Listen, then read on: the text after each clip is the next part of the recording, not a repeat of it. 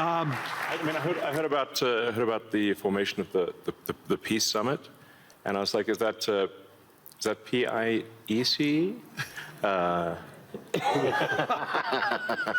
You know, a little piece of Greenland, a little piece of Venezuela. We got one.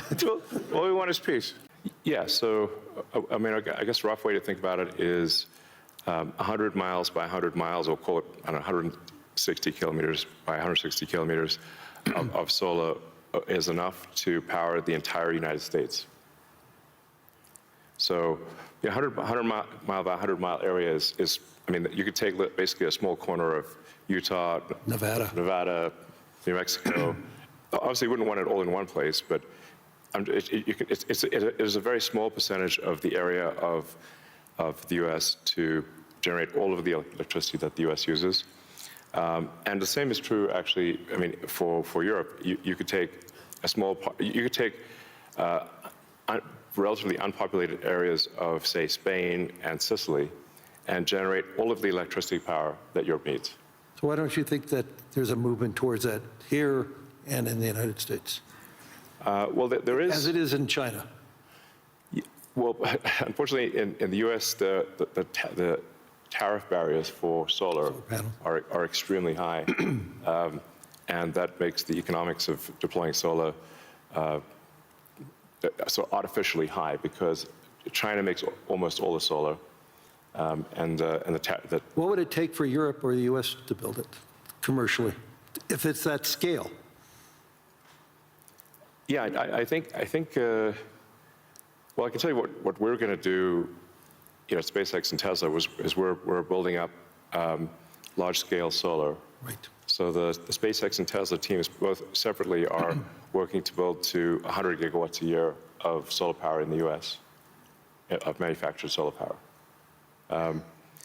That'll probably take us, I don't know, about 3 years or something. But these are pretty big numbers. Mm-hmm. You know, I'd encourage others to do the same. We obviously don't control the, you know, U.S. Tariff policy, mm-hmm. But for other countries, I would recommend, you know, that China makes solar cells that are incredibly low cost, and I think it would be worth doing large-scale solar. Humanoid robotics will advance very quickly. I think we do have some of the Tesla Optimus robots doing simple tasks in the factory. We expect probably later this year. By the end of this year, I think they'll be doing more complex tasks, but still deployed in an industrial environment. And probably sometime next year, I'd say that by the end of next year, I think would be selling humanoid robots to the public. That's when we are confident that it's very high reliability, very high safety, and the range of functionality is also very high. You can basically ask it to do anything you'd like. You're already seeing that in Tesla cars, the software changes that you're doing. And what is it, every quarter now, a software change that upgrades the ability of the robot within the car? Yes, the Tesla Full Self-Driving software, we update it sometimes once a week. Recently, some of the insurance companies have said that it is actually so safe, when Tesla Full Self-Driving is so safe that they're offering customers half-price insurance if they use Tesla Full Self-Driving in their car. And that can be monitored by the insurance company? Is that part of the agreement then? Yeah. I think self-driving cars is essentially a solved problem at this point. Right. And Tesla's rolled out a sort of robo-taxi service in a few cities, and right. will, I think, be very, very widespread by the end of this year within the U.S. And then we hope to get supervised full self-driving approval in Europe, hopefully next month. Really, that quickly?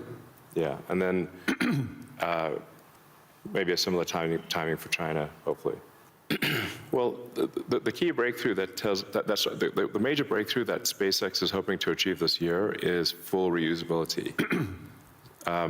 So no one has ever achieved full reusability of a rocket, which is very important for the cost of access to space. We've achieved partial reusability with Falcon 9 by landing the boost stage. We've now landed the boost stage over 500 times. But we have to throw away the upper stage. The upper stage sort of burns up on reentry for Falcon 9. So, and the cost of that is equivalent to a small to medium-sized jet. So, but with Starship, which is a giant rocket, it's the largest flying machine ever made. That's a rocket that you're using for the idea of going to Mars, right? Yeah, Mars and the Moon, as well as for high-volume satellite stuff. So, Starship. Hopefully this year we should prove full reusability for Starship, which will be a profound invention because the cost of access to space will drop by a factor of 100 when you achieve full reusability. Right. It's the same sort of economic difference that you would expect that, between, say, a reusable aircraft and a non-reusable aircraft. Like if you have to throw your aircraft away after every flight, that would be a very expensive flight. But if you only have to refuel, then it's the cost of the fuel. And so that's really the fundamental breakthrough that gets the cost of access to space, we think, below the cost of freight on aircraft. So, you know, under $100 a pound type of thing easily. Wow.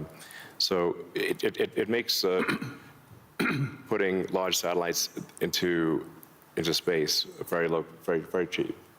And then when you have solar in space, you get 5 times more effectivenher, maybe even more than that, than solar on the ground, because it's always sunny. It's cold.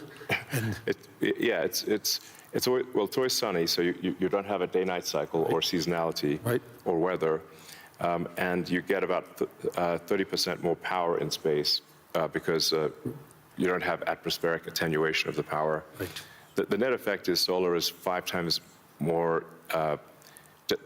Any given solar panel will do 5 times more energy in space than on the ground. Is there any capacity in doing that and then taking that power and bringing it back to Earth? Is there any way of doing that, or you're just taking that power and utilizing it for the needs, like building AI data centers in space?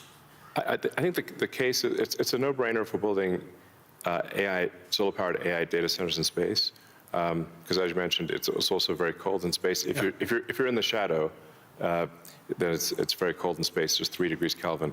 So you just have solar panels facing the sun, and then a radiator that's pointed away from the sun, so it has no sun incidence, and then it's just cooling. It's a very efficient cooling system. So net effect is that the lowest cost place to put AI will be space, and that'll be true within 2 years, maybe 3 at the latest. Wow.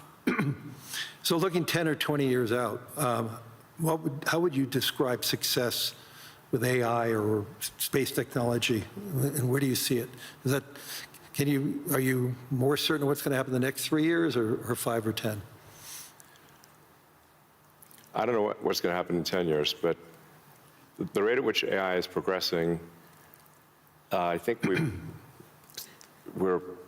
might have AI that is smarter than any human by the end of this year, and I would say no later than next year.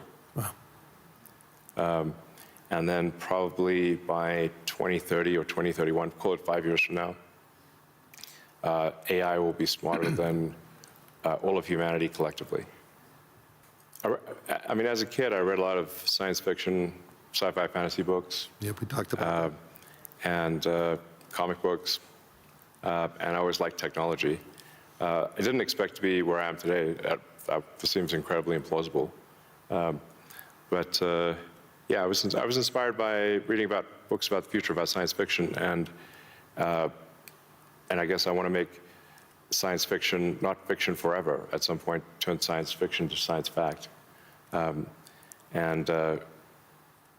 You know, we want to have like Starfleet and Star Trek really, for real, like where we actually have giant spaceships traveling through space, going to other planets, traveling to other star systems, I'm going just places interested where if we've I never could be gone. beamed up to go back to New York.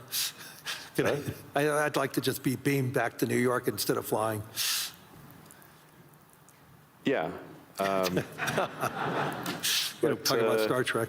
No, I guess my essential, what I would call the philosophy of curiosity. I'd like to understand the meaning of life. You know, is the standard model of physics correct regarding the beginning of life, beginning of existence, and the end of the universe? What questions do we not know to ask that we should ask? And AI will help us with these things. So I'm just trying to understand, how do we get here? What's going on? What's real?